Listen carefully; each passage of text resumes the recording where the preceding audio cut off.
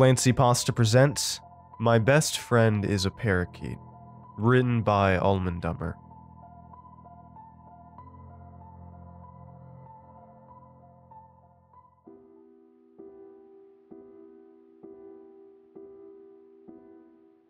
Your bird is stupid. I turn to see my roommate, Shay, poking her finger between the bars of the bird cage. Hey, leave her alone. She's smarter than most of your boyfriends, I shoot back. The bird in question, who I named Zig, squawks and flaps one wing. But it's strange, isn't it? It doesn't really act like a bird. It's like it has something wrong in the head. It doesn't even tweet right. Shay waggles her finger at Zig. I sigh and turn back to cooking dinner. She would never understand the bond we share. Zig has been a precious member of my family for the past 6 months. I remember seeing her through that pet store window. The cute white and blue speckled parakeet was alone in a small cage at the front of the store. Her head was cocked so far to the side that her beak rested on the top of her wing. It reminded me of an owl. I didn't even know parakeets could twist their head that far. Those deep, soulful black eyes bored into me with a sharp intensity that almost moved me to tears. When I looked even closer, I could see small flecks of amber within the ebony voids. I decided then and there that I had to have her. I strode right into the pet shop and to the front desk. Immediately, I noticed that for a pet store, it was oddly quiet. I stole glances at the other animals around me as I walked. The one ferret they had was in a large circular glass enclosure. It sat on its hind legs in the center of the pen, its little arms held away from its body as if it was avoiding touching itself. The hamster on my right was hanging upside down on the mesh ceiling of its cage. When I reached the front desk, a younger woman, maybe in her early 20s, greeted me with a larger-than-life smile. She had an eye patch covering her left eye, and I wondered what had happened. I inquired about the bird, and, if at all possible, her smile grew even wider. She was all teeth and grins as she told me all about how to care for a parakeet. When I told the woman I'd take her, she clapped her hands loudly in excitement before moving away from the register to retrieve her for me. When she strode past me, I noticed her gait was an awkward limp. The thought briefly crossed my mind that she might have some kind of skeletal deformity, and I felt pity for her. After I paid the surprising cheap bill, I left with a new sense of responsibility, along with a lightness I hadn't felt in over a year. Getting Zig was the best decision I ever made. After losing my mother to cancer a year earlier, Zig had been a huge aid in helping me cope. After much research online about how to enrich a parakeet's life, I waited on her hand and foot, spoiling her as much as possible. I know most people would say that she's just a bird, but to me, she is a living creature who deserves love just as much, if not more, than any human. She is my best friend. She was there for me when no one else was. After Mom's death, all of my human companions looked at me with pity or judgment. With Zig, there was none of that. I could tell her anything, and she wouldn't give me any criticism or harsh treatment. It didn't matter that she was a little strange. What was normal anyway? Weird and normal are human constructs. So, what's for dinner? Shay asks, interrupting my reverie as she throws herself down on the couch with a loud exhale. Meatloaf, I call back to her. Shay makes a choking sound and kicks her leg up in protest. I ignore her. If she wants something different, then she should go out and buy the groceries for once. Getting a roommate was an unfortunate necessity if I wanted to be able to afford rent in this overpriced hellhole of an apartment. After my previous roommate decided to move in with her boyfriend, I had tried to go it alone for a while, but my wage was just not enough to maintain the apartment, so I put an ad in the paper for a new roommate. Shay seemed nice at first, polite and respectable. That was until she got comfortable and began to show her true selfish, lazy colors. As we sit down to eat, Zig makes a strange choking sound, similar to the noise Shay made earlier in response to my horrid meatloaf. Weird bird, Shay mutters as she picks up a forkful of meat. I smile at Zig. Good job, girl. The next morning, I sleepily trudge through the house, getting ready for work. Zig squawks loudly, and her tongue falls out of her beak, her eyes rolling back into her head, showing the whites. I smile. Good morning, Zig. I slid my finger through the bars and pat her small head. A few feathers come away from my touch, revealing the pink skin underneath. Concern fills me. I had been noticing Zig was losing a lot of her feathers lately. Her little body was now decorated with small bald patches.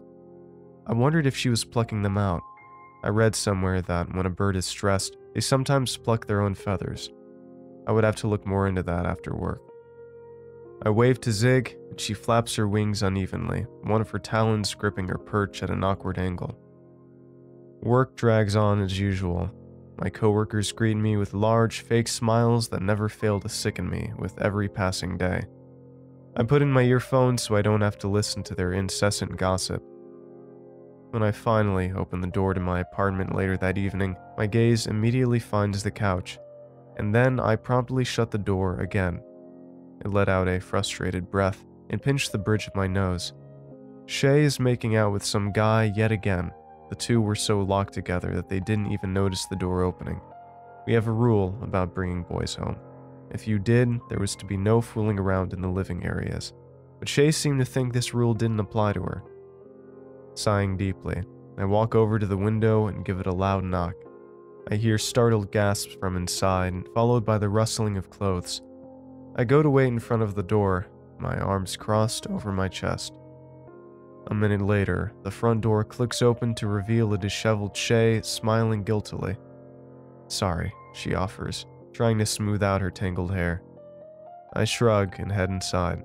It's not like she would listen to me if I scolded her anyway. I walk quickly to my room, not bothering to even attempt to greet Shay's guest. That night, sleep eludes me, so I decide to go out to the kitchen and play on my laptop. I research birds and feather plucking, and try to come up with a reason for why she would be stressed, and what I could do to fix it. It upset me that my Zig was so stressed out. After spending another hour down the rabbit hole, I yawn, contemplating trying to sleep again. As I close my laptop, a sudden, horrid choking and wheezing echoes through the room. "Do not worry, little one." A deep, scratchy voice echoes into the room. The sound of it seems to reverberate inside my head. I smile and look up at Zig, who hangs upside down on her perch, her wings crossed over her body like a bat. A thin, clear membrane clings to her body, slicking what is left of her wet feathers down against her body. Her neck seems to be a little longer than normal. It almost looks broken, tilted at an awkward angle. Her beak is stretched open wide to reveal a set of tiny, razor-sharp teeth. Her beady little eyes seem wider than usual, the golden flecks more prominent. The two black and amber voids are fixated on me, through me, with great intensity, just like they did that first day in the pet shop. I look away and pinch the bridge of my nose between my fingers, closing my eyes against the headache starting there. "Thanks, Zig. It's just so frustrating that she doesn't care about respecting me or my space. The other female is selfish, destructive, indulgent, a stain on this world like many others." I sigh heavily, pushing back from my chair before walking over to Zig's cage. "Thanks for trying to make me feel better." I place my hand against the cold metal bars, hoping she will hear the sincerity in my voice. Her concern warmed me. "You must remove her. She is a detriment to us." Zig coughs strangely and flaps one wing. "Don't worry," I say. "If she crosses the line, I'll kick her out."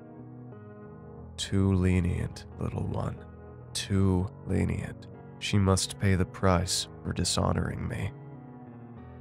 I softly stroke the gelatinous membrane coating Zig's wing with the tip of my finger and turn to look at Shay's door. "That's going a little too far, Zig.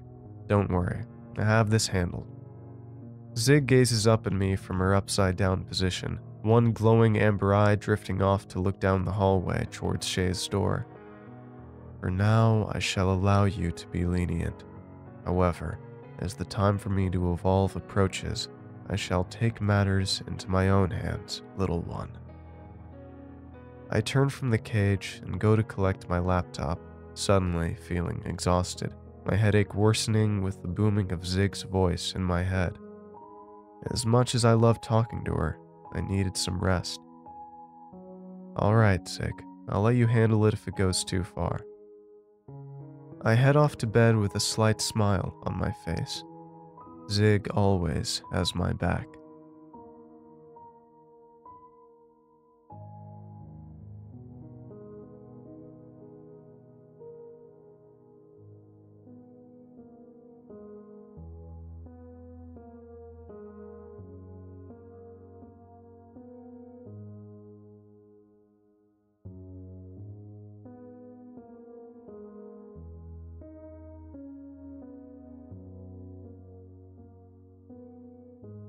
Thanks for watching, and I hope you enjoyed today's video. I want to give a huge thanks to all of my supporters over at Patreon and YouTube memberships. Your support makes these narrations possible, and I appreciate it a ton. If you'd like to join these lovely ghouls, you can head on over to my Patreon at patreon.com/clancypasta, or click the join button below to become a member. And if you'd like creepy cool shirts, make sure to head on over and check out my official merch store for some awesome tees, hoodies, stickers, and more. Alright. Thank you all for watching, and I hope you have a great night. Cheers.